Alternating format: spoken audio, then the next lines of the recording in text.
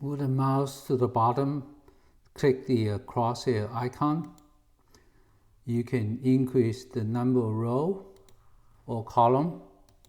In this case, we're going to do 2.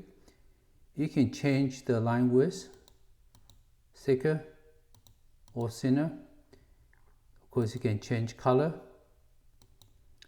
And then we're going to reposition it. So when you see this mouse cursor change to cross, then you can move the line. So we're going to set it up this way. You're going to come back down, click the icon, and I'm going to save this. So add, double click, and say TEST number 3, and close, and OK. So this has been saved in the camera.